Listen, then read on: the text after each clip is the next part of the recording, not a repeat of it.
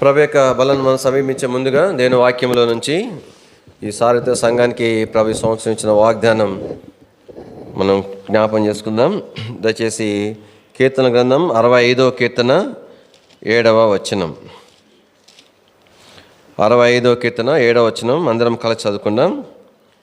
ఆయనే సముద్రముల ఘోషను వాటి తరంగముల ఘోషను అణచువాడు, జలముల అల్లరి చల్లార్చువాడు. రండి ప్రార్థన చేస్తాం ప్రభు సహాయం కొరకు. ప్రియమైన మా తండ్రి, పరిశుద్ధ దేవా, మరోసారి మీ సహాయం కొరకు మీ పాసన్ని కోసుంటున్నాం ప్రభా. తండ్రి, మీరు మాకు సహాయము చేయకపోతే మేము కూడా ప్రభా అంటే ఏమి చేయజాలము.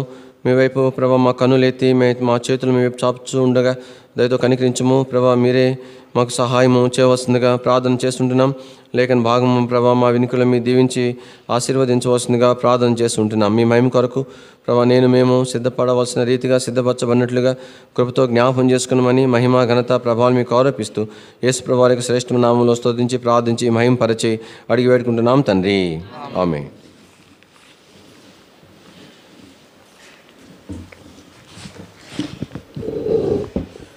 దేవుని యొక్క వాక్యంలో ఈ సంవత్సరము ప్రభు సంఘానికి ఇచ్చినటువంటి వాగ్దానం విషయమై మన జ్ఞాపం చేయబడతా ఉంది.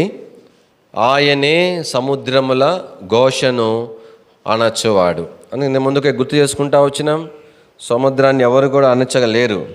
మానవ సంబంధమైన ఏ టెక్నాలజీ, మానవ జ్ఞానము సముద్రాన్ని అణచడానికి సాధ్యం కాదు. ఒక సముద్రమే అణచినప్పుడు ఈ సముద్రాలు అందులో ఒక ఘోషిస్తూ ఉన్నాయి, ఎవరు అనిస్తారు? అందుకనే ప్రభు చెప్తా వచ్చినాడు, ఆయనే అనే మాట చూస్తాం. అంటే ఆయన అంటే ఆయనే, ఆయన మాత్రమే, ఆయనే, ఇంకెవరి ద్వారా కూడా చేయటానికి లేకుండా ఆయనంతటా ఆయనే చేయగలిగిన కార్యము అని అర్థం. కాబట్టి ఈ దినాలలో కూడా ఈ యొక్క వాగ్దానం యొక్క ఉద్దేశం ఏంటంటే నీవు నేను ఆత్మీయంగా సిద్ధపరచబడాలనేదే దేవుని యొక్క ఉద్దేశం. కాబట్టి ఎప్పుడైతే మనం ఆత్మీయంగా ప్రభు కోరిన విధానంలో సిద్ధపరచబడతామో అప్పుడే ఆయన మాత్రమే చేయగలిగిన ఆ కార్యమును నీ యొక్క నా యొక్క జీవితంలో ప్రభు జరిగించగలుగుతాడు.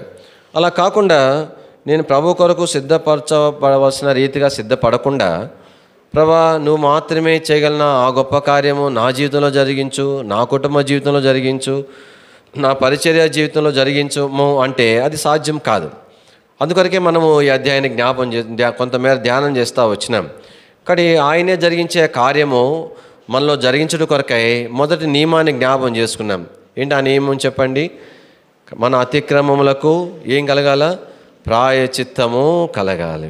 మన కన్నుల ఎదుట మిగిలించబడిన ఏ దోషము కూడా ఉండటానికి వీలు లేదు. ఏ ఒక్క దోషాన్ని మనం అట్లానే మిగిలించుకొని ఈ వాగ్దాన్ని స్వతంత్రించుకుంటే కొరకు మనం ప్రభు వైపు చూడలేం.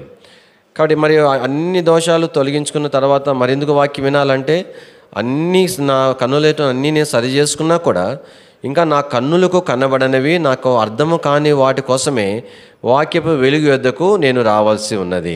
కానీ మొట్టమొదటి నియమం ఎప్పుడైతే ఒకవేళ లేదు, నేను అలాగనే నాకు ఇష్టమైనవి విడిచిపెడతాను, ఇష్టం లేని ఉంచుకుంటాను, మరి వాటిని నేనేం చేయలేను అని చెప్తే ప్రభు అయితే ఆయన జరిగించే కార్యము నాలో ఆయన జరిగింపజాలడు. రెండవ నియమం చూస్తూ వచ్చినాం. దేవుని యొక్క మందిరము మనం ప్రేమించే వారికి ఉండాలని మనకు 4వ వచనంలో జ్ఞాపం చేయబడతా వచ్చింది. అది ధన్యకరమైన జీవితం. ఇంత ముందే గుర్తు చేసుకున్నాం. దేవుని మందిరం అంటే ఏదో ఒక ఆఫీస్ కాదు, ఆ టయానికి వెళ్ళి హాజరైపోయి ఆఫీస్ అయిపోగానే వెళ్ళిపోవటానికి. దేవుని మందిరం అంటే అది తండ్రి ఇల్లు. తగినంత సమయము దేవుని ఇంటిలో గడపడానికి అభ్యాసము చేసుకునవలసిన వారమని దేవుని వాక్యం మన జ్ఞాపం చేయబడుతుంది. అలాగే అభ్యాసం చేసుకున్న వారు కాబట్టి ఆత్మీయంగా సిద్ధపరచబడటం అనేటువంటిది గత దినాల్లో కొంతమేర చూడగలుగుతూ వచ్చినాం. ఒక సహోదరుడు ఉండేవారు. ఆయన ఆ సంఘంలో రెస్పాన్సిబుల్ బ్రదర్గా ఉన్నారు. ఆయన ఎప్పుడు సమయం దొరికినా, సెలవు దినం దొరికినా దేవుని మందిరానికి వచ్చేవాడు. ఆ దినమంతా కూడా దేవుని ఇంటిలో తను వాక్యం ధ్యానించడం, ప్రార్థనలో గడిపేటువంటి వాడు. అలాగనే దేవుని మందిరానికి ఎవరైతే హత్తుకొని ఉంటారో, సమీపంగా ఉంటారో, ప్రేమించడం అంటే అదే అర్థం. కాబట్టి అంతేగాని ఎప్పుడో బుద్ధి పుట్టినప్పుడు మనకున్న దాంట్లో కొంత సమర్పించుకోవటం మన అర్థం కాదు. తగినంత సమయం దేవునిలో గడపడే కొరకే మనం తీర్మానం కలిగి ఉంటాము, మనం అభ్యాసం చేసుకుంటాము. అలాగ మనం నేర్చుకొని ఇతరులకు నేర్పించగలుగుతాము. అలా నేర్చుకున్న వారు కూడా మనతో కూడా వారు ఆశీర్వదించబడే వారికి ఉంటారు. అప్పుడే ఈ కార్యం అనేది ప్రభు మన జీవితంలో జరిగించగలుగుతాడు. మూడోదిగా జ్ఞాపం చేసుకుంటా వచ్చినాం. కాబట్టి మనము ఆయనను ఆశ్రయించాలి అనేది జ్ఞాపం చేసుకున్నాం. కాబట్టి ఆశ్రయించడం అంటే ఆయన మీద ఆధారపడటం, అంటే లోకము మీద ఆధారపడకుండా ఉండటం అనేది కొంతమేర ధ్యానం చేస్తూ వచ్చినాం. నాలుగోదిగా 6వ వచనంలో మనం చూస్తూ వచ్చినాం, ఆయన మనల్ని స్థిరపరిచేటువంటి వాడు. కానీ అందుకని గత వారం కూడా మనం స్థిరపరచబట్టు కొరకై ఎలాగ ఉంటే మనం స్థిరపరచబడతామో కొన్ని సంగతులు జ్ఞాపం. కానీ అలా ఉంటేనే స్థిరపరచబడేటువంటి అనుభవంలోనికి మనము రాగలిగేటువంటి వారుగా ఉంటాం. తర్వాత చివరిగా 5వదిగా మనం జ్ఞాపం చేసుకుంటా వచ్చినప్పుడు మనం దేని కొరకు ప్రభు మనల్ని సిద్ధపరచాలి అని కోరుతున్నాడంటే 10వ వచనంలో మనం చూడగలుగుతాము. చివరి భాగము, అది మొలకెత్తగా నీవు దాన్ని ఆశీర్వాదించుచున్నావు. కానీ దేవుని యొక్క ఉద్దేశం ఏంటంటే ఆశీర్వాదము పొందుట కొరకు మనం సిద్ధపరచబడాలి. అలాగా ఆశీర్వాదం పొందుట కొరకే సిద్ధపరచబడిన వారికే ప్రభు ఇచ్చినటువంటి ఈ వాగ్దానం, ఆయనే చేయగలిగినటువంటి ఆ కార్యమును ఆయన జరిగించేవాడుగా ఉన్నాడు. కానీ దేని వాక్యంలో మరి ఆశీర్వాదము పొందడానికి ఆయన ఆశ్రయించడం సిద్ధంగా ఉన్నాడు. ఆ ఆశీర్వాదము నీవు నేను పొందవలసిన వారు ఉన్నాం. కానీ నీవు నేను ఎలాగ ఆశీర్వాదం పొందుతాం? ఆశీర్వాదం పొందడానికి మనం సిద్ధపరచబడాలా, ఊరకనే ఆశీర్వాదం వచ్చేది కాదు. కానీ ఈ ఆశీర్వాదం పొందుడు కొరకై ఈ భాగంలో కొన్ని మెట్లు మనకు జ్ఞాపం చేయబడ్డాయి. మనము దయచేసి 9-10 వచనాలు అందరం కలిసి చూద్దామండి. నీవు భూమిని దర్శించి దాన్ని తడుపుచున్నావు,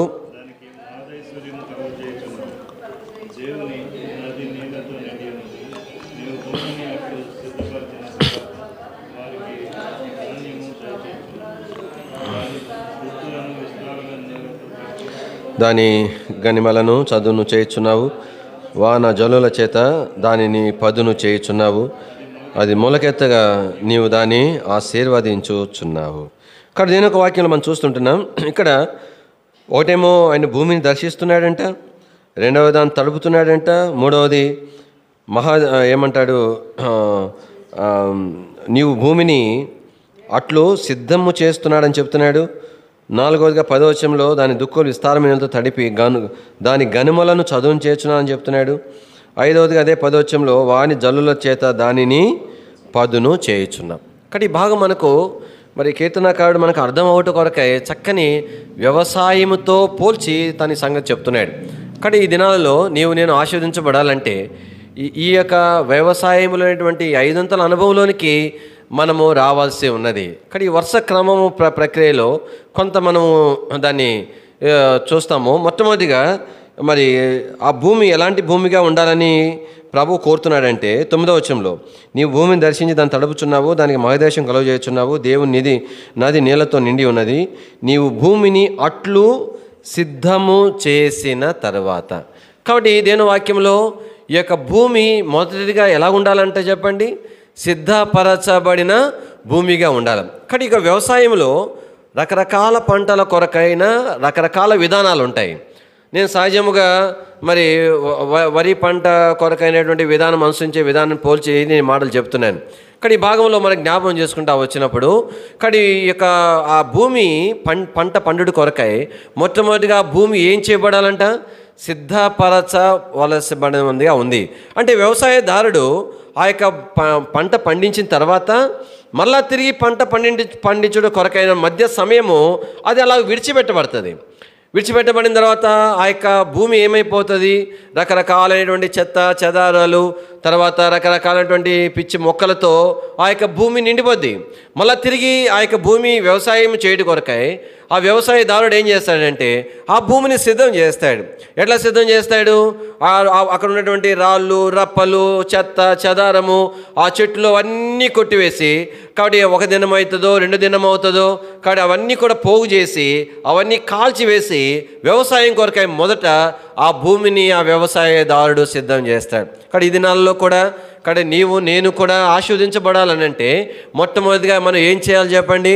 మనము కూడా ప్రభు కొరకు ఈ రీతిగానే సిద్ధపరచబడవలసిన వారు ఉన్నాం.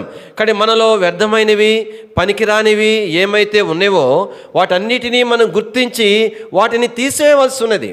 అవి తీసివేయబడకుండా వ్యవసాయం అనేటువంటిది ఆ భూమిలో చేయబడడానికి ఏమాత్రం కూడా సాధ్యపడదు. ఆ వ్యవసాయదారుడు మంచి అనుభవం ఉన్న వ్యవసాయదారుడు కావచ్చు, తనకున్నటువంటి విత్తనాలు చాలా మేలిమి రకమైనటువంటి విత్తనాలు కావచ్చు, చాలా ఖరీదైనటువంటి మందులు తను ఆ యొక్క పంట కొరకు సిద్ధపరచవచ్చు. కానీ అయితే ఈ సిద్ధపరచబడి ప్రక్రియ జరగకుండా మిగతా ఏ ప్రక్రియ కూడా జరిగించబడడానికి వీలు లేదు. దేవుని ప్రజలంగా మన జీవితాలలో మొట్టమొదటిగా మనం జ్ఞాపం చేసుకోవాల్సింది ఏంటంటే మనల్ని మనం ప్రభు కొరకు సిద్ధపరచుకోవలసిన వారికి ఉన్నాం. మన హృదయాన్ని ప్రభు కొరకు సిద్ధపరచుకోవాలా. కానీ నీ యొక్క నాయక జీవితంలో ఏవైతే వ్యర్థమైనవన్నీ కూడా చేరిపోయినాయో ఒకే దినముతో ఆ యొక్క భూమిలో అవన్నీ కూడా చేరలేదు. కొన్ని మాసాలు అది విడిచిపెట్టబడిన క్రమములో అవన్నీ కూడా చేరుతా వచ్చినాయి. ఇప్పుడు ఆ వ్యవసాయదారుడు వాటన్నిటిని కూడా ఆ భూమిలో నుండి బయటకు తను తీసివేస్తాడు. కానీ ఆ పంట సిద్ధపరచడం కొరకు ఆ భూమిని సిద్ధపరచట్లో ఆ ప్రక్రియ తను చేసేవాడుగా ఉంటాడు. దేవుని ప్రజలంగా మన జీవితాలలో మొట్టమొదటిగా మనం జ్ఞాపం చేసుకోవాల్సింది ఏంటంటే మనల్ని మనం ప్రభు కొరకు ఆ రీతిగా సిద్ధపరచుకుంటున్నామా అని. కానీ వ్యర్థమైన వాటిని అట్లనే ఉండనిచ్చి పనికిరాని వాటిని అలాగనే మనం ఉండనిచ్చి ప్రభా కానీ నేను కూడా ఫలించినట్లుగా నాలో కూడా వ్యవసాయం చేయని మనం ప్రభుతో చెప్పలేం. కానీ మనం ఏమాత్రం కూడా ప్రభుకి ప్రయోజనకరమైన వారుగా ఏమాత్రం కూడా మనం ఉండలేం. కానీ ఇవన్నీ కూడా మన జీవితాల్లో తీసివేయబడాలి. అందుకని సండే క్లాస్లో ఒక పాట ఉంది. నా హృదయము యేసుని తోట దాని ఫలితము నేనిత్తును, నీ ప్రేమతో సేవను చేతును, ప్రేమ మాటలు పలికెదను, నీ ప్రేమతో సేవను చేతును, ప్రేమ మాటలు పలికెదను. నా హృదయపు తోట లోనికిరా ఓ ప్రేమగల యేసు, నా హృదయపు తోట లోనికిరా ఓ ప్రేమగల యేసు, గురుగులు రాళ్ళు ముండ్లును తీసివేయుము నా నుండి, గురుగులు రాళ్ళు ముండ్లును తీసివేయుము నా. కాబట్టి మన హృదయం అనేటువంటిది సిద్ధపరచబడాలా. కానీ నీకు నాకు ఆశ ఉండాలా, ప్రభు యొక్క సహాయాన్ని కోరుకోవాలి. ప్రభు తప్పకుండా ఆ విషయంలో మనకు సహాయం చేస్తాడు. అలా సిద్ధపరచబడకపోతే ఆశీర్వాదం కొరకు ప్రయోజనకరమైన వారు ఏమాత్రం కూడా నేను ఉండలేం. ఉదాహరణ చూడండి, గొల్యాతును మరి కొట్టుడు కొరకై ఆ యొక్క దావీదు ఏర్పాటు చేసుకున్న రాళ్ళ విషయంలో రాయబడతా వచ్చింది. అవి నున్నటి రాళ్ళుగా అవి మరి బైబిల్లో చూపించబడతా వచ్చినాయి. కానీ ఆ నున్నటి రాళ్ళు అనేటువంటిది ఒక్క దినంతో అయిపోయిందే. కాబట్టి ఆ యొక్క నీటి యొక్క ప్రవాహంలో రాయికి రాయి రాసుకొని అవి అంతకుముందు మరి అన్ని రాళ్ళ వలె ఉన్నటువంటి రాళ్ళు అయినప్పటికీ కూడా ఆ ప్రకారంలో ఆ నీటి యొక్క ప్రవాహంలో దొర్లి రాయికి రాయి రాసుకొని దానివల్ల ఉన్న అంచులు మరి ఏమంటారంటే ఆ కుస్సుగా ఉండేటువంటి ఆ యొక్క అదంతా కూడా అరిగిపోయి నున్నటి రాయిగా సిద్ధపరచబడుతుంది. అప్పుడే కాబట్టి దావీదు దావీదు యొక్క ఏర్పాటులోనికి అవి రాగలిగినాయి. కాబట్టి ఆ ప్రక్రియ జరగకపోతే ఆ యొక్క దావీదు యొక్క సంచిలోనికి అవి తీసుకుని రాబడం. మొట్టమొదటి ప్రక్రియ ప్రభు మనల్ని ఆశీర్వదించాలంటే నేను సిద్ధపరచబడవలసిన వారుగా ఉంటున్నాం. రెండవదిగా అదేనో వాక్యంలో చూసినప్పుడు ఇదే 9వ వచనంలో రాయబడింది, నీవు భూమిని దర్శించి. అంటే ఇక్కడ ప్రభు వర్షము కురిపించక మునుపు దర్శించడం అంటే భూమిని జ్ఞాపం చేసుకుంటున్నాడు. నేను మానవులను ఏర్పాటు చేశాను, మానవుని కొరకు జీవించడం కొరకే ఒక వ్యవసాయాన్ని నేను వారి కొరకు సిద్ధపరిచినాను. ఇప్పుడు నేను కనుక ఈ సమయంలో వర్షం పంపించకపోతే మరి వ్యవసాయం కలగదని చెప్పి ఆయన జ్ఞాపకం చేసుకుని వర్షాన్ని పంపిస్తున్నాడు. అది దర్శించడము అని అంటే దేవుని యొక్క వాక్యంలో మనం జ్ఞాపం చేసుకునేటువంటి విషయం ఏంటంటే దేవుని యొక్క ప్రజలముగా కానీ సిద్ధపరచబడిన వారముగా నేను ఏం చేయబడాలో చెప్పండి? దేవుని చేత, దేవుని వాక్యం చేత నీవు నేను సంధించబడవలసిన వారుగా ఉంటున్నాం. దర్శించబడడం అనేటువంటి ఎంతో ప్రాముఖ్యమైంది. ఇది నాలో దేవునికి ఇంటికి మనం చేరి వచ్చుట దీని కొరకైనా, ప్రభు నన్ను దర్శించాలా, నన్ను సంధించాలా అనేటువంటి దాని కొరకైనా ప్రారంభ దినాలలో. కాబట్టి ఇలాంటి సంభాషణలు వినేవారం. అక్క ప్రభు నన్ను దర్శించినాడు, ఈ దినము మాట ద్వారా నన్ను ఆదరించినాడు, ఎంత దుఃఖము నేను కలిగి ఉంటా వచ్చాను, అదే ప్రభు తన వాక్యం ద్వారా నన్ను ఆదరించినాడు. సహోదరుడా, మరి ప్రభు పలాని మాట ద్వారా ప్రభు నన్ను సరి చేసినాడు. కాబట్టి ఈ విషయంలో నేను ఎంతో కాలం అలాగ ఉంటిని, అయితే ప్రభు నాతో మాట్లాడినాడు, అయితే దేవుడు నన్ను సంధించగా నేను ఈ విషయంలో సరి చేయబడినాను. చెప్పగలమా అలాగనా? నేను మౌన ధ్యానం చదువుకుంటున్న సమయం, నా కుటుంబ ప్రార్థన సమయం, లేదంటే ఆయా సమయాల్లో నేను దేవునింటికి వచ్చినప్పుడు ప్రభు నన్ను సంధించినాడు అని చెప్పగలమా? దేవుని చేత, దేవుని వాక్యం చేత సంధించబడుట కొరకై దేవునింటికి మనం రాగలుగుతున్నామా అని. ఎందుకు దేవుడు మనం సంధించట్లే? మన హృదయాన్ని దాని కొరకే సిద్ధపరచుకోవట్లేదు. కాబట్టి మనలో ఉన్నటువంటి దేవునికి విరోధమైన వాటన్నిటిని తీసివేసుకొని దేవుని సన్నిధికి వచ్చినప్పుడు, ప్రభువా దయతో నీ వాక్యం చేత నన్ను సంధించు, నాకు అవసరమైన భాగం నాకు దయచేయి, నిలబడే మనుషుడు ఎవరైనా కావచ్చుగాక, ప్రభా నీవు నాతో మాట్లాడు అనేటువంటి ప్రార్థనతో మన హృదయాన్ని సిద్ధపరచుకుంటే ప్రభు మనం సంధించగలుగుతాడు, దర్శించగలుగుతాడు. ఎన్నోసార్లు ఈ దినాలలో దేవుని పిల్లలు మనం ఎట్లాగైపోతున్నామంటే దేవుని ఇంట్లో రిపోర్టర్స్ లాగా అయిపోతున్నాం. రకరకాల మీటింగ్స్ పెట్టుకుంటూ ఉంటారు రాజకీయ నాయకులు పెట్టుకున్నప్పుడు వాళ్ళ అభిమానులు, కార్యకర్తలు మీటింగ్ కొరకు వస్తారు. అయితే విలేకరులు ఉంటారు చూసారా, వాళ్ళు దేనికి వస్తారు తెలుస్తారు? రిపోర్టింగ్. వాళ్ళు ఆడ చెప్పేటువంటి విషయాలు వాళ్ళకి ఆ పార్టీకి సంబంధించిన వాళ్ళు అవ్వచ్చు, కాకపోవచ్చు, వాళ్ళు దానికి సంబంధంలే, అది జస్ట్ రిపోర్టింగ్ అంతే. ఆ యొక్క ఎవరెవరు ఏం ప్రసంగికుడు ఏమేం చేస్తున్నాడని వాళ్ళ పత్రికలకు లేదంటే ఛానళ్ళ కోణంలో వారు విశ్లేషించుకొని ప్రచురం చేయడానికి.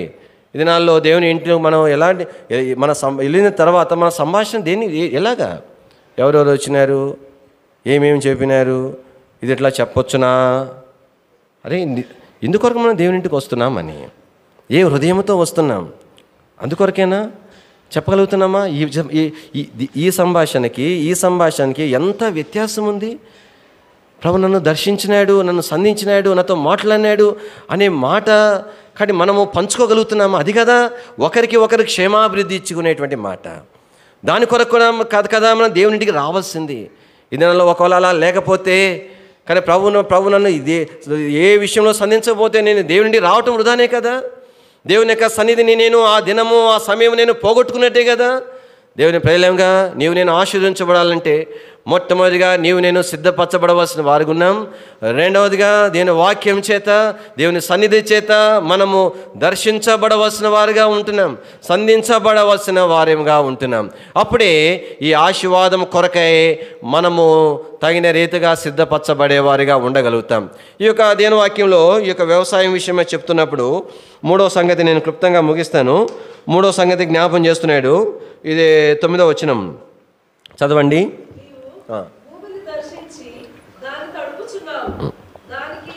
కాబట్టి ప్రభు భూమిని దర్శించిన తర్వాత దానిని ఏం చేస్తాడంటే చెప్పండి, తడుపుచున్నాడు. కాబట్టి ఇది ఈ వర్షం అనేటువంటిది పడకపోతే, ఆ భూమి అనేటువంటిది తడవకపోతే ఆ భూమి ఎట్లాగుంటుంది? చాలా గట్టిగా ఉంటుంది కదా. అంటే అది దున్నటానికి అది పనికిరాదు. కానీ వ్యవసాయదారుడు ఏం చేస్తాడంటే ఆ భూమిలో ఉండేటువంటి వ్యర్థమైనవన్నీ తీసివేసిన తర్వాత, ప్రభువు దర్శించి వర్షము పంపించిన తర్వాత ఆ భూమి తడిచి అదేమవుతుందంటే మెత్తబడుతుంది. మెత్తబడిన తర్వాత అప్పుడు వ్యవసాయదారుడు ఆ ట్రాక్టర్తోనో లేదంటే ఎద్దులతోనో ఆ భూమిని వ్యవసాయం చేయడానికి దున్నుడు కొరకై తన పొలంలోనికి తను వెళ్ళటం అనేటువంటిది జరుగుతుంది. అంటే అది తడపబడకపోతే మెత్తబడకపోతే అది దున్నటానికి మాత్రం కూడా ప్రయోజనకరంగా లేదు. ఒకవేళ దున్నినా కూడా అది ఎందుకు కూడా ప్రయోజనం కాదు. కేవలం ఆ దుమ్ము కొట్టుకొని రావాల్సిందే వ్యవసాయదారుడు. కానీ పంట కొరకు ఏమాత్రం కూడా అది ఉపయోగపడదు. దేవుని వాక్యం మనకి ఏ జ్ఞాపం చేస్తుందంటే, ఈ దినాలలో కూడా దేవుడు నిన్ను నన్ను ఆశీర్వదించడం కొరకై మనము కూడా ఏం చేయబడాలో చెప్పండి? మెత్తన చేయబడాలా. మన హృదయాలు, కఠినమైన హృదయాలు, రాతి లాంటి హృదయాలు, నేను వినను అనేటువంటి స్థితిలో నుంచి ప్రభువా నీ దాసుడు ఆలకించుచున్నాడు, ఆజ్ఞనిమ్ము అనే అనుభవంలోనికి రావాలా. దేవుని వాక్యంలో అందుకనే కఠినమైన హృదయం తీసివేయబడాలా. ఎప్పుడు కఠిన హృదయం తీసివేయబడుతుంది? ప్రభు చేత, ఆయన వాక్యం చేత ఎప్పుడైతే సంధించబడతామో అప్పుడు హృదయం మెత్తబడుతుంది. ఎప్పుడు దేవుడు మనం సంధిస్తాడు, మనము ప్రభు కొరకు, ఆయన వాక్యం కొరకు మన హృదయం సిద్ధపరచుకుంటామో అప్పుడు ఆయన దర్శిస్తాడు. ఈ వరుస క్రమము, వ్యవసాయంలో జరిగేటువంటి ఈ వరుస క్రమము మన ఆత్మీయ జీవితంలో కూడా జరగవలసి ఉన్నది. అది ఆశీర్వాదానికి మూలం దేవుని వాక్యంలో. అందుకనే యెహెజ్కేలు గ్రంథంలో మనం చూడగలుగుతాం, ఆయన ఎలాంటి గుండె దేవుని ప్రజలైన వారికి వచ్చిందంట, రాతి గుండె. ఎందుకైనా పనికి వస్తుందా చెప్పండి? గుండె అంటేనే శరీర భాగాల్లో ఉన్నటువంటి భాగాలన్నిటిలో కూడా చాలా సున్నితమైన మెత్తని అవయవం అది. కాబట్టి అది ఎంత చక్కగా అట్లా కొట్టుకుంటూ ఉంటుంది, కదులుతూ ఉంటుంది. అదొక మాంసపు ముద్ద లాంటి అవయవం అది. మన శరీరంలో అంతటి సున్నితమైన మెత్తని కిడ్నీలు ఉంటాయి, అదే గుండె అంత సున్నితంగా అది ఉండకపోవచ్చు. అందుకని నేనేమి వైద్యుని కాదు, వైద్య పరిజ్ఞానం నాకు ఏమి మాత్రం జీరో కాబట్టి అంతకంటే ఎక్కువ చెప్పను. కానీ మొత్తానికి ఆ గుండె ఎట్లాగ అయిపోయింది? రాయిలాగా అయిపోయింది. ఎట్లాగ రాయిలాగా అయిపోయింది? గుండె ఎప్పుడు గట్టిగా అయిపోతుంది చెప్పండి? ఆ గుండె ఆగిపోయిన తర్వాత కూడా అదేం గట్టిగా కాదు. ఆగిపోయిన తర్వాత ఆ యొక్క శరీరము నీళ్ళు కొనిపోయిన తర్వాత అప్పుడు దాంతోపాటు గుండె కూడా గట్టిగా అయిపోతుంది. ఈ దినాలలో ఎందుకని కఠినత్వం ఎట్లా వచ్చింది? ఒకసారితో రావట్లేదు. ఇది నేను వాక్యం రాయబడింది, మీలో అనేకులు బలహీనులను, రోగులను, చాలామందిని నిద్రించుచున్నారు అని చెప్తున్నాడు. కాబట్టి స్టెప్ బై స్టెప్ శత్రువు ఎంత యుక్తిగా పనిచేస్తాడంటే, నన్ను నష్టం చేయడం కొరకే ఒకేసారి నన్ను నష్టంలో తీసుకుని వెళ్ళాడు. కొద్ది కొద్దిగా నన్ను నష్టపరిచి నా స్థితిని ఎరగకుండా చేసి, నన్ను సిద్ధపరచుకోకుండా చేసి, తద్వారా దేవుని యొక్క సంధింపు పోగొట్టుకునేట్టుగా చేసి, తద్వారా మెత్తబడేటువంటి అనుభవంలోనికి రాకుండా శత్రువులను తెచ్చేస్తాడు. అందుకే ప్రజలంగా మన జీవితాలలో ఆ యెహెజ్కేలు ఆ ప్రార్థన హృదయపూర్వకంగా నీవు నేను చేయవలసి ఉన్నది. కానీ అందుకని నేను వాక్యం చూడండి, ఆ చక్కని మాట జ్ఞాపం చేసుకుందాం. యెహెజ్కేలు గ్రంథము, అక్క ఒక్క నిమిషం అక్క.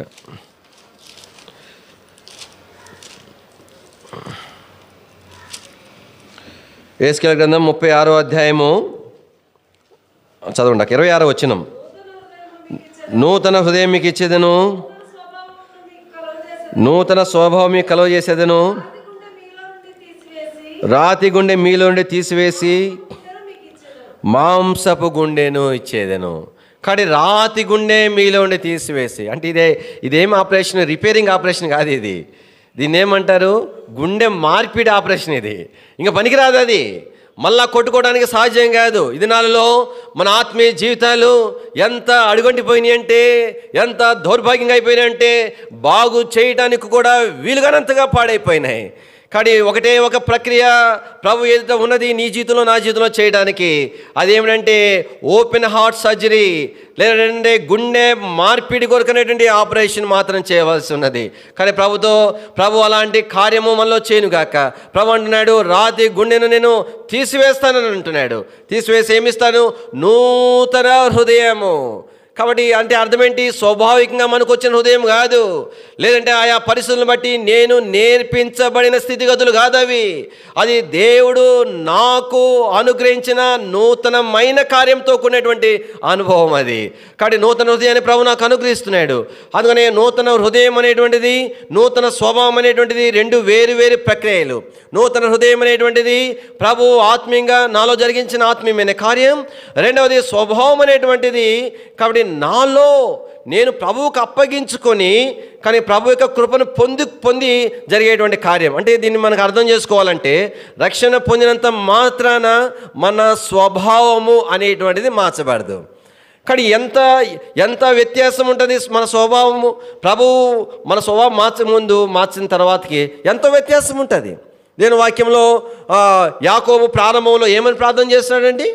ఏమని ప్రార్థన చేస్తున్నాడు? ప్రభువా, నాకు గుడ్డలు ఇస్తే చాలు, నాకు తిండి పెడితే చాలు, అది చాలు, ఇంకా అది ఇస్తే నన్ను కాపాడితే చాలు, నాకేమి ప్రమాదం జరగకూడదు, నాకు బాగా 3 పూట్ల మంచి ఫుడ్ ఇచ్చి మంచి బట్టలు ఇస్తే అంతే, ఇంక నువ్వు నా దేవుడు అంతే, నేను నీకు పెట్టను అంటే తన ఉద్దేశం ఏంటంటే, అంటే అది కూడా ఇవ్వడేమో అన్నటువంటి బాధ, దాని కొరకైన తపన, అది పొందితే చాలన్న ఆశ ఉన్న మనుషుడు అన్నీ పొందిన తర్వాత రెండు గుంపులు అయ్యేంత విస్తారమైనటువంటి మందలను సంపాదించుకున్న తర్వాత చివరికి తను కోరుకున్న భార్య కొరకు మరి భార్యలు వారి పిల్లలు ఇంత సంపాదించుకున్న తర్వాత ఆ మనుషుడు అంటాడు, నీవు నన్ను ఆశీర్వదించితేనే కానీ నేను నిన్ను విడిచిపెట్టనన్నాడు.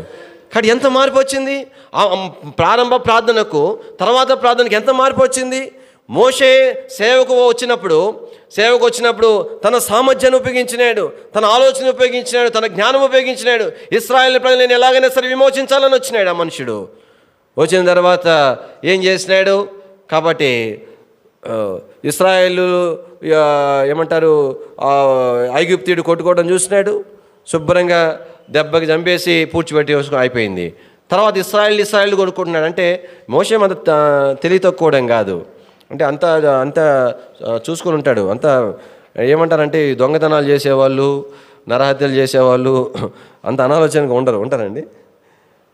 రెక్కీలు చేసి అన్నీ నిర్వహించి ఆడ సీసీ కెమెరాలని అన్నీ చూసుకొని కానీ వాళ్ళు చేయరు ఆ పని. మొత్తానికి మరి మోషే మన తెలివి తక్కువ కాదు, శుభ్రంగా లేపబడేసిన తర్వాత మళ్ళీ ఇశ్రాయేల్ కొట్టుకున్నాడు. నేను అనుకునేది ఏంటంటే, నేనేమనుకున్నా అంటే ఈ ఐగుప్తుడితో కొట్టుకున్న ఇశ్రాయేలుడే పోయి ఇంకో ఇశ్రాయేల్తో కొట్టుకున్నాడు అన్నమాట. కొడుతుంటే మళ్ళీ మోషే వస్తే మళ్ళీ ఏమనడం తిరిగినాడు, నిన్ను ఎవరు పంపించినారు అని తీర్పరవా అని, మరి వాడిని చంపినట్టు నన్ను చంపాలని చూస్తున్నావా అని అన్నాడు. అర్థమైందా? తలంపోయిందంటే అక్కడ నుంచి మోషేని ఎక్కడ తీసుకొచ్చినాడు, ఏ స్వభావంలోకి తీసుకొచ్చినాడు? నేను చేయగలను, నాకు సాధ్యమవుతుంది, నా సామర్థ్యము దేవుడు అందుకోసమే నన్ను ఏర్పాటు చేసుకుని దాని కొరకే తర్బీదు కొరకే ఇంతకాలము ఫరో ఇంట్లో ఉంచినాడు. ఈ విద్యలన్నీ కూడా ఆ పని ఆయన పరిచర్య చేయడం కొరకే నాకు అనుగ్రహించి ఉన్న దానాలు అని తలుచుకున్న మనుషుడు ఎప్పుడైతే ఆ యొక్క హోరేబు కొండ దగ్గర ప్రభుత్వం దర్శించినాడో, మండుచున్నటువంటి ఆ యొక్క పొదలని మాట్లాడడం ప్రారంభించినాడో, అడగొచ్చరికి ఏమంటాడు? ప్రభా ఇంకెవరన్నా పంపించంటాడు, నేను చేతగాడం వాడని అంటాడు, నాకు నోటి మాదిగల వాడని అంటాడు, నన్ను ఎవడు నమ్మను ప్రభు అంటాడు. ప్రభు ఎన్ని సూచనలు చెప్పిన తర్వాత కూడా మళ్ళా అదే మాట మాట్లాడతాడు, ప్రభా నేను చేతగాని వాడను. దేని వాక్యంలో తలంపు ఏమిటంటే, ఈ దినాలలో స్వభావం దేని యొక్క ఉద్దేశం ఏంటంటే రక్షించడం మాత్రమే కాదు, నీ యొక్క నా యొక్క స్వభావాన్ని కూడా మార్చాలని కోరుతున్నాడు. కానీ ప్రభు అంటున్నాడు, రాతి గుండెని తీసివేస్తా, మాంసపు హృదయాన్ని ఇస్తాను, గుండెని ఇస్తాను, నూతన హృదయాన్ని ఇస్తాను, తర్వాత నూతన స్వభావాన్ని కలుగజేస్తాను అంటూ ఏమన్నాడు? నా ఆత్మను మీ నుంచి అంటున్నాడు. కానీ దేవుని ఆత్మచేత మనల్ని నింపుతాడు. కానీ ఎట్లాగా నేను దేవుని యొక్క ఆత్మచేత నింపబడే ప్రక్రియలోకి వస్తున్నాను? మొట్టమొదటిగా రాతి గుండె తీసివేయబడుతుంది, రెండవదిగా ప్రభు నూతనమైన గుండెను నేను పొందగలుగుతున్నాను. ఆ తర్వాత ప్రక్రియలో నా స్వభావం మార్చబడతా ఉంది, దానిలో భాగముగా దేవుని యొక్క ఆత్మచేత నేను నింపబడుతున్నాను. అలా కాకుండా నా స్వభావంలో మార్పు ఉండదు, నూతనమైనటువంటి స్థితిని నా ప్రభుని నేను పొందను, ఆ రాతి గుండెన అదే స్థితిలో నేను కలిగి ఉండి ఎలాగ నేను దేవుని ఆత్మను పొందగలుగుతాను? ఎలాగ నేను చెప్పగలను దేవుని ఆత్మ కలిగిన వాడనని చెప్పగలను? ఏమైనా యోసేపున ఐగుప్తు అన్యుడైన ఫరో దేవుని ఆత్మలో ఇలాంటి మనుషులు మనం కనుగొనగలమా అని ఆయన గురించి చెప్పినట్లుగా నేను దేవుని ఆత్మ కలిగిన వాడని చెప్పుకోవడానికి ఈ ప్రక్రియ జరిగిందే నాలో? ఈ అనుభవం నుండి వచ్చినానా అని? స్వభావం మారిందా? దేవుని యొక్క అనుగ్రహించే ఆత్మీయమైన అనుభవంలో నూతన హృదయంలో నుండి వచ్చి స్వభావం మార్పుల నుండి వచ్చి దేవుని వాక్యంలో జ్ఞాపం చేయబడతా ఉంది. దేవుని యొక్క ఆ ప్రక్రియలో దేవుని యొక్క ఆత్మ చేత నేను నింపబడ్డాను అనటానికి నిదర్శనం ఏంటంట? ప్రభు అన్నాడు, నా ఆత్మను మీ నుంచి నా కట్టడలు అనుసరించే వారుగాను నా ఆజ్ఞలు గైకొను వారుగాను. అప్పుడు నిజంగా ఆ కఠినమైన హృదయం నీలోని నాలోని తొలగిపోతే, ప్రభు అనుగ్రహించేటువంటి ఆ మాంసపు హృదయం మనలోనికి వస్తే, దేవుడు మనలో కార్యం జరిగించే కొద్ది మన స్వభావంలో మార్పు రాగలిగితే, ఆ ప్రక్రియలో భాగంగా దేవుని యొక్క ఆత్మచేత నింపబడగలిగితే, అప్పుడు దానికి నిదర్శనం ఏంటంటే ఆయన కట్టడలు అనుసరించగలుగుతాను, ఆయన ఆజ్ఞలను గైకొనగలుగుతాను. రండి దేవుని వాక్యంలో అదే మాట అందరం కలిసి చూద్దామండి. 27వ వచనం, యెహెజ్కేలు గ్రంథం 36:27 అందరం కలిసి.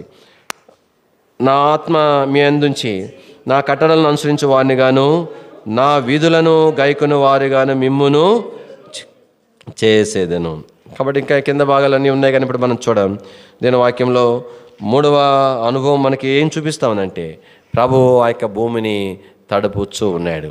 చెప్తారా? మొట్టమొదటి ఏ అనుభవంలోకి రావాలా? సిద్ధపరచబడిన భూమి. ఈ సిద్ధపరచబడి ఎవరు సిద్ధపరుస్తారు?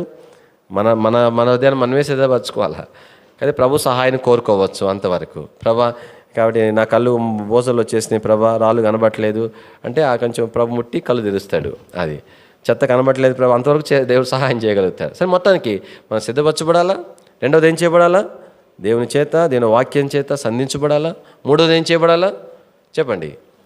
తడపబడి మెత్తన చేయబడాలి. నేను వాక్యలో ఈ యొక్క వ్యవసాయ దాని యొక్క ప్రక్రియలో నాలుగవదిగా ఈ మనుషుడు ఏం చేస్తున్నాడంటే, దేని వాక్యంలో మనం చూడగలుగుతాం. 10వ వచనం, 65వ కీర్తన 10వ వచనం చదవండి.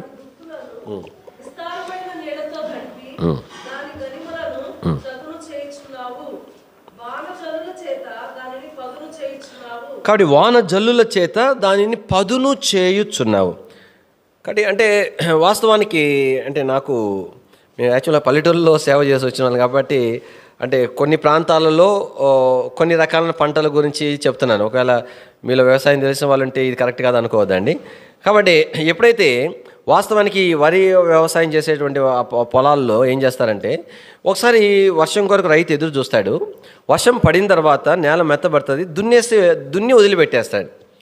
దున్ని అంటే అప్పుడు ట్రాక్టర్తోనైనా ఆ యొక్క ఎద్దులతోనైనా దున్నినప్పుడు కొంత భూమి అనేటువంటిది కొంత దున్నబడుతుంది, లోపల దున్నడానికి కుదరదు. ఆ తర్వాత ఏం చేస్తాడంటే వర్షం కొరకు ఎదురు చూస్తూ ఉంటాడు. ఎలాంటి వర్షం కొరకు ఎదురు చూస్తాడంటే, వాస్తవానికి రైతులు మాట్లాడుకోవడం మేము ఎన్నోసార్లు విన్నాగా చెప్తున్నాను. కానీ రాత్రి వర్షం పడింది కదా రామన్న అనుకుంటే, రామన్ అంటే అవును సుబ్బన్న పడింది, అయితే పదును కాలేదు, పదును సరిపోయి వర్షం పడలేదన్న అని చెప్పుకుంటారు. అంటే అర్థమేంటి? కాబట్టి వర్షం పడటం అనేటువంటిది మళ్ళా వర్షం కొరకు దున్నేసి వదిలిపెట్టేస్తాడు. ఎలాంటి వర్షం కొరకు ఎదురు చూస్తాడంటే, కాబట్టి ఆ భూమి పదునవ్వాల, అంటే లోతుగా అది నానాల. అంటే రెండవసారి ఆ వ్యవసాయ భూమి దున్నడానికి వచ్చేసరికి ఈ వ్యవసాయానికి సంబంధించినటువంటి దున్నటం ఈ యొక్క బ్లేడ్లు ఏవైతే ఉంటున్నాయో ట్రాక్టర్కి పెద్దవి, అవి ఎంత లోపలికి వెళ్ళిపోతాయి అంటే, మీరు చూసారో చూడలేదు కానీ ఇంత పొడవు ఉంటే పూర్తిగా లోపలికి వెళ్ళిపోతాయి. కాబట్టి అట్లా పదును కాకుండా, పదునుకు సరిపోయినంత వర్షము పడకుండా వ్యవసాయదారుడు ఆ ప్రక్రియ చేయలేడు. కానీ మళ్ళీ కొంతకాలం, మళ్ళీ కొన్ని రోజుల వరకు వర్షం కొరకు ఎదురు చూస్తాడు. కానీ ఎలాంటి వర్షం కావాలంటే, కాబట్టి ఇట్లాంటి విస్తారమైన వర్షం, లోతైన విధానంలో దున్నబాటు కొరకు సాధ్యమైన మేర ఉండేటువంటి వర్షం కొరకై ఆ రైతు ఎదురు చూస్తాడు. కాబట్టి ఏదైనా వాక్యంలో మన జ్ఞాపం చేయబడే విషయం ఏంటంటే, అప్పుడు ఆ భూమి ఏం చేయబడుతుందంటే లోతుగా దున్నబడుతుంది. అందుకే నేను ప్రజలంగా మన జీవితాలలో జ్ఞాపం చేసుకోవాలా. కాబట్టి ఎలాంటి కార్యము ఆశీర్వాదం కొరకు ప్రభు నీలో నాలో చేయాలని కోరుతున్నాడంటే, లోతైన కార్యము చేయాలని కోరుతున్నాడు. ఇక్కడ ఈ లోతైన కార్యం జరిగించడం కొరకై ఈ ప్రక్రియలన్నీ అవ్వాల్సి ఉన్నది. ప్రభుత్వం మనం చెప్పవలసింది, ప్రభా నాకు సరిపోదు, ఈ వాక్యం ఏమైతే పంపిస్తున్నావో, పైనుండి పంపిస్తున్నావు, నా కొరకు పంపిస్తున్నావు, నన్ను ఫలించేటువంటి భూమిగా చేడు కొరకే పంపిస్తున్నావు, కానీ ప్రభా ఇది నాకు సరిపోదు, దీంతో నేను పదునవ్వట్లే, లోతైన కార్యము జరుడు కొరకు ఇంకా చాలట్లేదు అని ప్రభుత్వం అని చెప్పాలా. ప్రభా ఇంకా నాకు నేర్పించు, ఇంకా నాకు ఉపదేశించు, ఇంకా నాకు బుద్ధి చెప్పేవారిని, గద్దించేవారిని, హెచ్చరించేవారిని నా కొరకే పంపించు అని చెప్పాలి ప్రభుత్వం. లోతైన కార్యములలో జరగాల. అలా జరిగినటువంటి వారే బైబిల్లో ఉదాహరణగా మన కొరకు రాయబడతా వచ్చినారు. ఎలాంటి ఆత్మీయమైనటువంటి జీవితాలు అవి. ఒక్కొక్కరి జీవితం మనం తిరిగి ఏమి జ్ఞాపం చేసుకోం. కానీ దానియేలు పరిశుద్ధతకు ఎంత ప్రాధాన్యత ఇచ్చినాడు.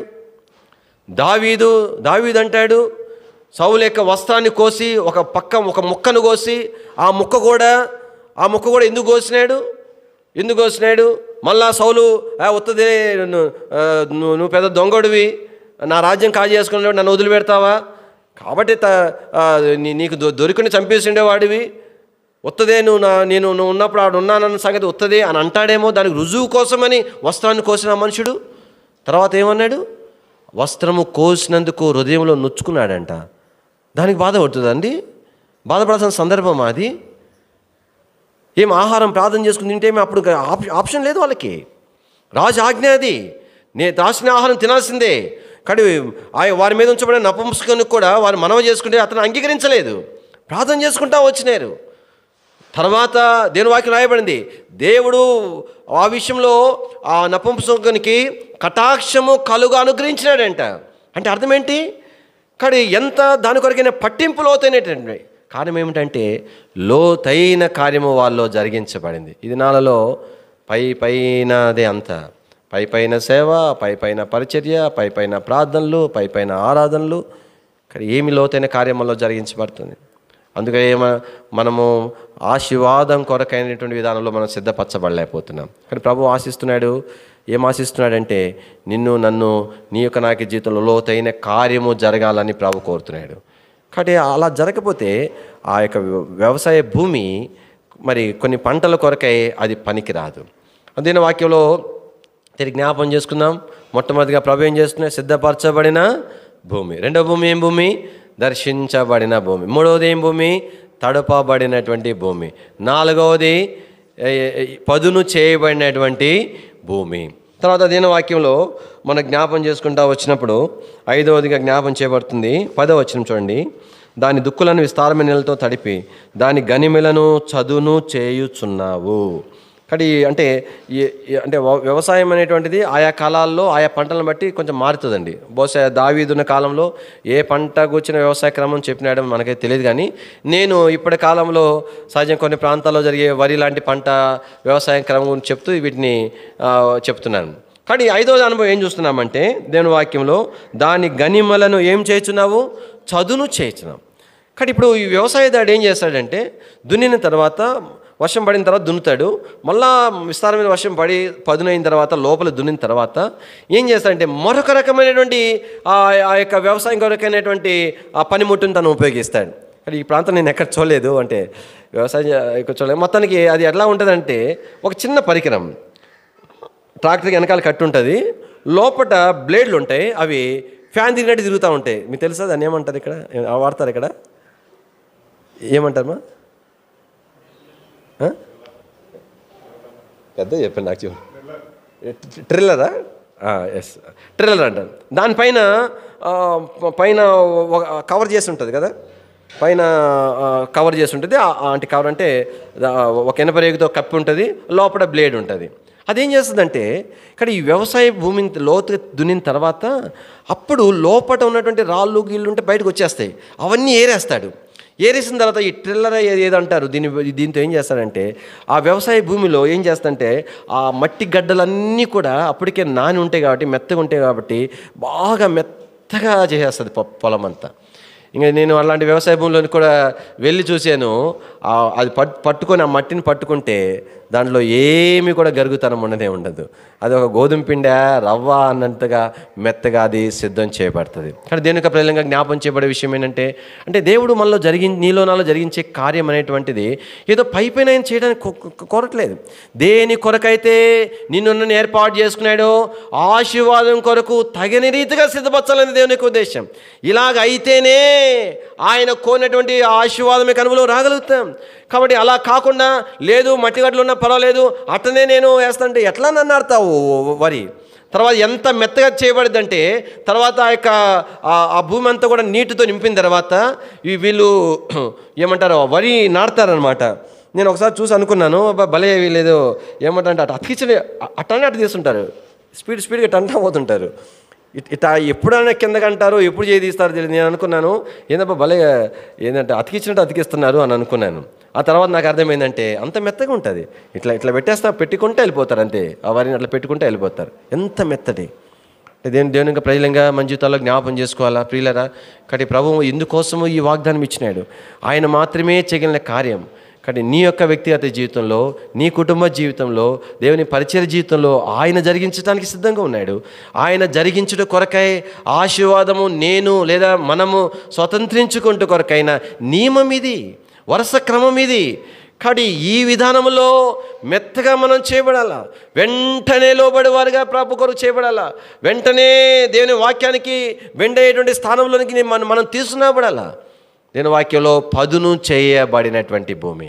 కానీ ఈ 5 ప్రక్రియలు జరిగిన తర్వాతనే దాంట్లో నాటబడినటువంటి ఆ యొక్క నారు కానీ, దాంట్లో నాటబడిన ఇత్తనము కానీ అది ఏం చేయబడుతుందో చెప్పండి, చదవండి. అది మొలకెత్తగా కానీ మొలకెత్తడి కొరకే ఇంత ప్రక్రియ జరగవలసింది. అంటే ఇత్తనం అనేటువంటిది వ్యవసాయుడు దాడు తీసుకొచ్చేది ఎవరు తెలియట్లే. ఆ విత్తనం నాటేది ఏదో కొందరు చూస్తున్నారు, లేదా చూడట్లేదు, మిగతా వాళ్ళు ఎవరికి తెలియట్లేదు. సిద్ధపరచబడిన భూమిలో నాటబడిన ఇత్తనం, దాంట్లో ఇత్తనము నాటారు అనడానికి కొన్ని దినాల తర్వాత తేటగా బయట కనబడతా ఉంది, సౌందర్యంగా కనబడతా ఉంది, అనేకులు చూడగలిగినట్లుగా అది మొలకెత్తే అనుభవంలోనికి వస్తూ ఉంది. అంటే అర్థం ఏంటి? దేవుని యొక్క వాక్యము వ్యక్తిగతంగా చదువుకుంటున్నాం, కుటుంబ ప్రార్థనలో చదువుకుంటున్నాం, అప్పుడు ఎవరు వినట్లేదు. ఆయా కొడుకుల్లో దేవుని ఒక వాక్యం వింటున్నాం, కానీ ప్రభు ఏమి నాడుతున్నాడో, దేవుడు ఏమి సిద్ధపరుస్తున్నాడో, ఏమి సరి చేస్తున్నాడో, ఏ విషయాలు బలపరుస్తున్నాడో ఎవరికి అర్థం కావట్లేదు.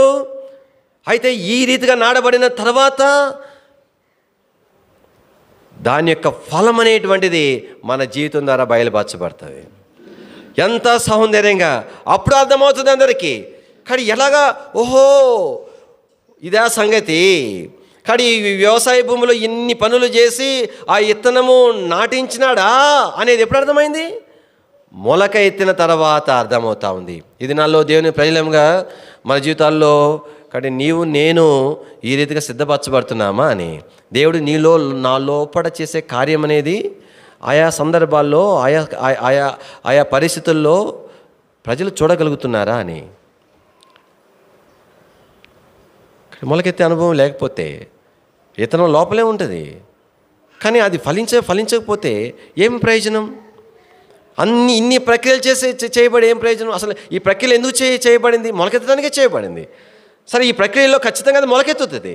ఒకవేళ ఈ ప్రక్రియలను జరగకుండా ఇవేటికి నేను ఒప్పుకోను, వీటిని నేను అంగీకరించను, నేను సిద్ధపరచబడేది నాకు ఇష్టం లేదు, నేను అసలు అంగీకరించను నా పొలంలో రాలని అంటే ఏమనుకున్నావు? ఆయన లాంటి పొలం అనుకున్నావా నా పొలం? ఆమె లాంటి పొలం అనుకున్నావు నా పొలం రాళ్ళు ఎందుకుంటే, నా పొలం చెట్లు ఎందుకుంటే అని నేనే మాత్రం సిద్ధపరచుకోకుండా, నేనేమాత్రం కూడా ప్రభు చేత సంధించబడడానికి అప్పగించుకోకుండా, నేనేమాత్రం కూడా మెత్తన చేయబడడానికి అంగీకరించకుండా, నేనేమాత్రం కూడా మరి పదును చేయబడడానికి ఇష్టపడకుండా, నేనేమాత్రం కూడా దేని వాక్యంలో ఏమి రాయబడింది? పదును తర్వాత చదును చేయబడడానికి ఇష్టపడకుండా, ఎలాగున దేవుడు నాలో జరిగించిన కార్యము అది వెల్లడి చేయబడుతుంది. దేని వాక్యం రాయబడుతుంది, ఈ ప్రక్రియ అంతటి తర్వాత మొలిచినటువంటి మొలకను దేవుడు ఏం చేస్తున్నాడు చెప్పండి? అది ఆశీర్వాదం. అది ఈ మొలకెత్తే అనుభవంలోకి రాకున్నంత కాలము కూడా ఆశీర్వాదం పొందలేదు. ఎందుకు ఆశీర్వదించలేడు? ఏం దున్నపోతే వర్షం పంపించినందుకు కదా, ఇతనమైతే ఏ ఉంది కదా. నో, అది ఎందుకు చేయలేడా? దానికి ఎన్నో వాగ్దానాలు ఉన్నాయి వాక్యంలో. ఎడారులను నదులుగా చేసేవాడు, తర్వాత సముద్రములను ఎండ చేసేవాడు, ఎన్నో వాగ్దానాలు ఉన్నాయి కదా. చెయ్యగలడు కానీ చెయ్యజాలడు, అది ఆయన విధానం కాదు. నన్ను ప్రభా నేను ఎట్లా ఉన్నా సరే నన్ను ఆశీర్వదించాల్సిందంటే ఆశీర్వదించాలనే అపేక్ష, ఆశ, వాంఛ హృదయంలో ఉన్నది. అయితే ఈ విధానంలో తప్ప వేరే విధానంలో ఆశీర్వదించడం అనేటువంటిది ఆయన విధానం కాదు. ఇలా కాకుండా మరొక రకంలో ఈ ఆశీర్వాదం నేను పొందలేం. కానీ ప్రభు వాళ్ళని సమీపించే ముందుగా దేవుని ప్రజలుగా మనం పరీక్షించుకోవలసి ఉన్నది. కానీ అందుకని మొదటి వాగ్దానం మనం ఏం చూపించబడతా ఉందంటే, సిద్ధపరచబడిన వారికి కొరకే ఈ వాగ్దానం. ఆ వాగ్దానం పొందిన కొరకై తగిన రీతిగా సిద్ధపరచబడిన వారి కొరకే. ఈ 5వ భాగం ఏం చూపిస్తుందంటే, దేని కొరకు మనం సిద్ధపడాలా? ఆశీర్వాదం పొందుటకు సిద్ధపడాలి. ఎప్పుడైతే ఈ ఆశీర్వాదం పొందుటకు సిద్ధపడతామో అప్పుడు ఆ వాగ్దానం నెరవేర్చబడుతుంది. ఈ ఆశీర్వాదం పొందడం సిద్ధపడాలంటే ఈ ప్రక్రియ అనేటువంటిది నీ యొక్క నా యొక్క జీవితంలో జరిగించబడవలసినది. ప్రభుతో చెప్దామా? చెప్పగలమా దైవికంగా? ప్రభా నీవు నన్ను ఇలా సిద్ధపరిచినావు చెప్పొచ్చు. నేను సిద్ధపరచబడినాను అని నేను చెప్పొచ్చు.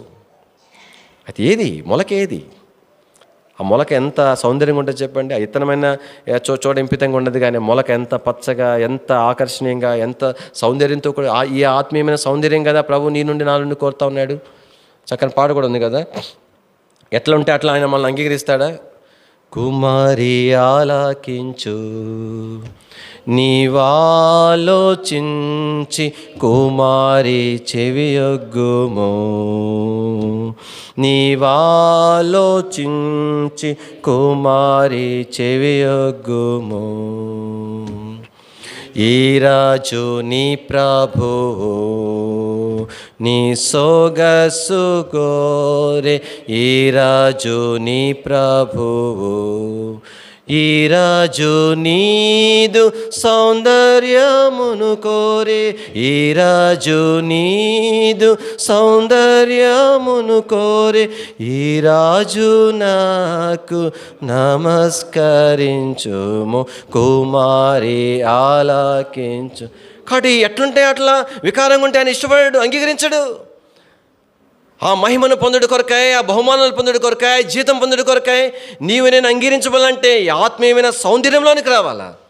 అప్పుడే ఈ దైవికమైన ఆశీర్వాదము, దాని కొరకైన వాగ్దానం మనము స్వతంత్రించుకొనగలుగుతాం. ఈ చివరి దినాల్లో అలాంటి కృప ప్రభు మన ఎడల కనుపచ్చి సహాయపడుగా. కానీ ప్రార్థన చేస్తాం.